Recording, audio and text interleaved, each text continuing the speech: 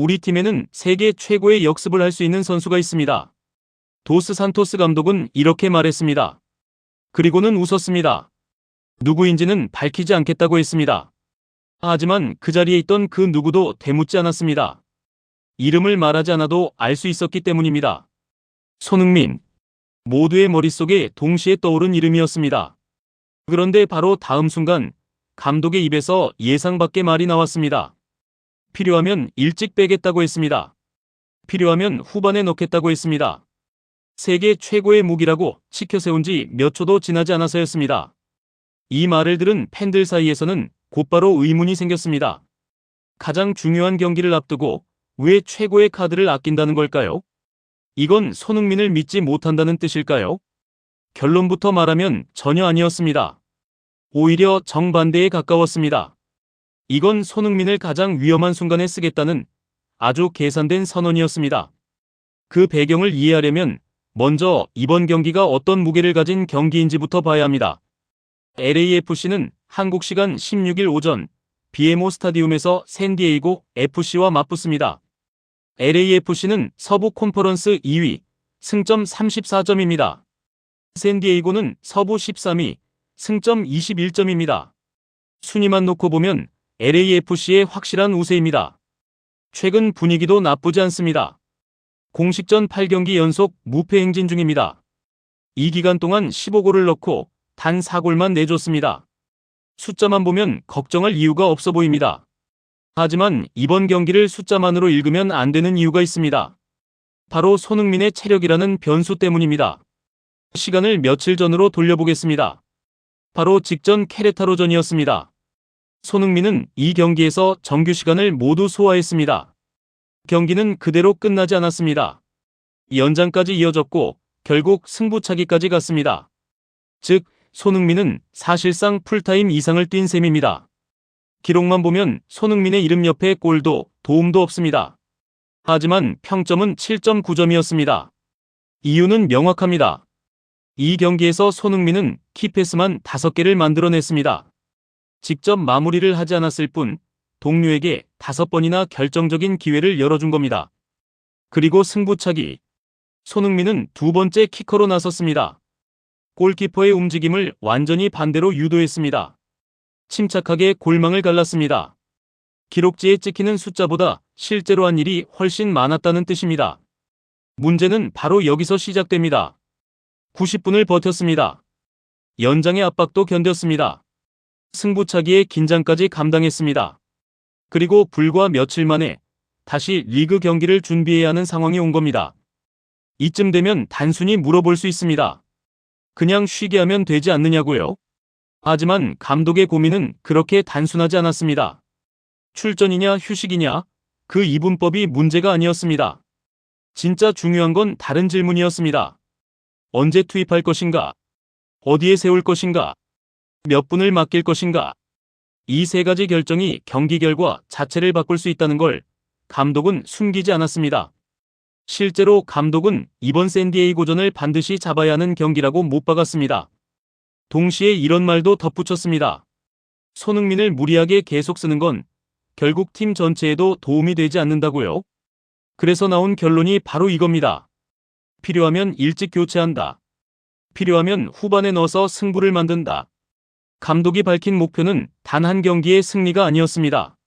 모든 대회에서 시즌 끝까지 경쟁하는 것. 그게 진짜 목표라고 했습니다. 여기서 이 말만 따로 떼어놓고 보면 오해가 생기기 쉽습니다. 가장 중요한 경기에서 왜 최고의 선수를 아끼느냐는 질문이 다시 떠오를 수 있습니다. 하지만 감독의 다음 설명을 들으면 진짜 의도가 드러납니다. 손흥민 본인은 뛰고 싶어 한다고 했습니다. 당연한 얘기입니다. 승부욕이 있는 선수라면 누구나 그렇습니다. 하지만 감독은 다르게 봅니다. 몸 상태와 다음 일정까지 함께 고려해야 한다고 했습니다.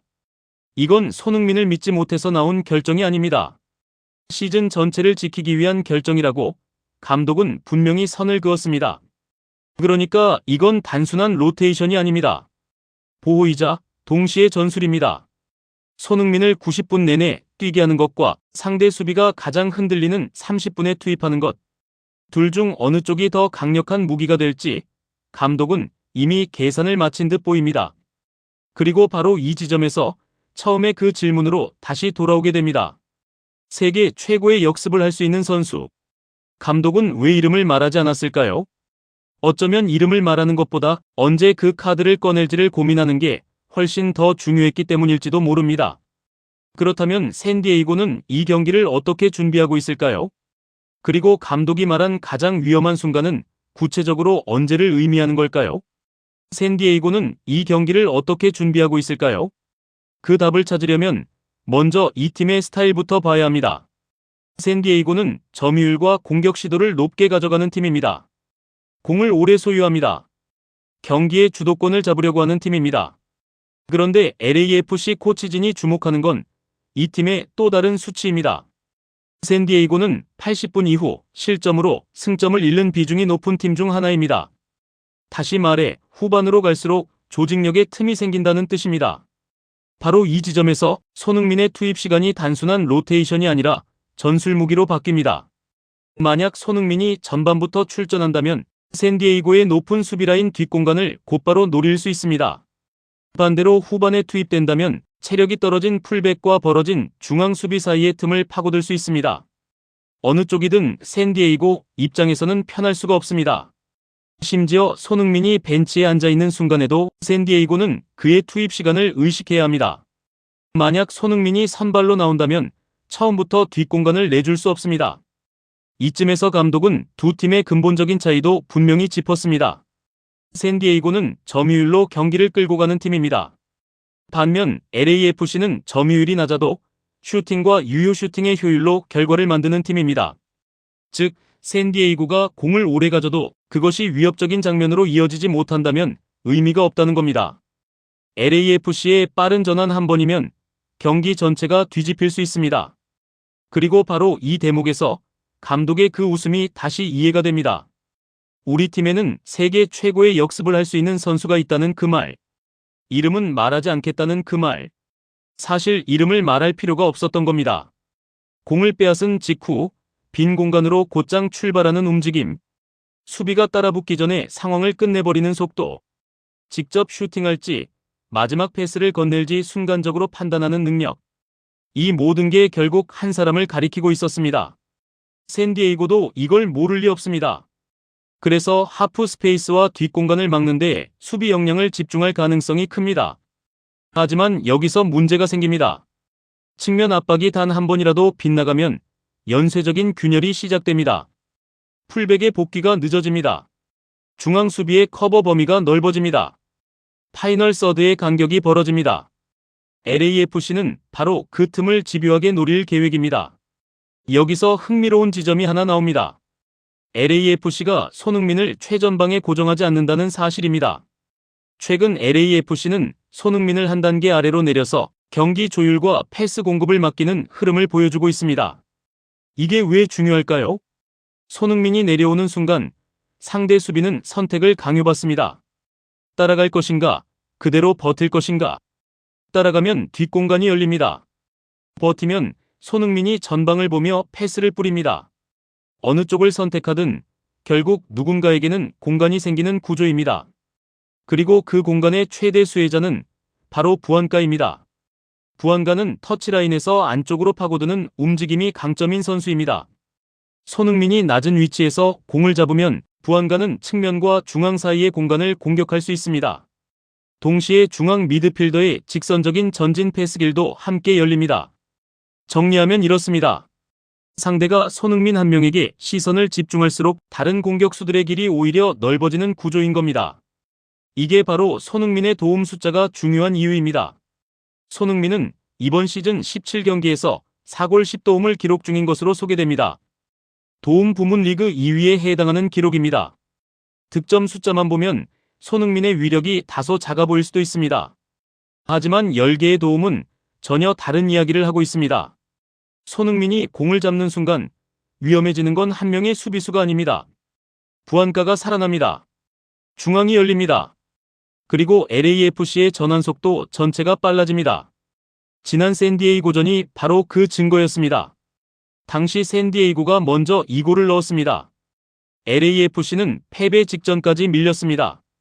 그때 손흥민이 움직였습니다. 후반 37분 부안가의 추격골을 도왔습니다. 그리고 LAFC는 후반 추가 시간 코너킥 상황에서 극적인 동점골을 만들어냈습니다. 0대2였던 스코어가 2대2로 바뀐 순간이었습니다. 다시 말해 샌디에이고는 80분 이후 가장 경계해야 할 선수가 누구인지 이미 몸으로 겪어본 셈입니다. 이번에는 상황이 더 복잡해졌습니다. 샌디에이고는 손흥민의 패스를 막아야 합니다. 동시에 부안가의 안쪽 침투도 함께 신경 써야 합니다. 만약 손흥민이 선발이 아니라면 후반 투입 상황까지 미리 대비해야 합니다. 공을 소유하면서도 그 공을 잃는 순간을 두려워해야 하는 아이러니한 상황입니다.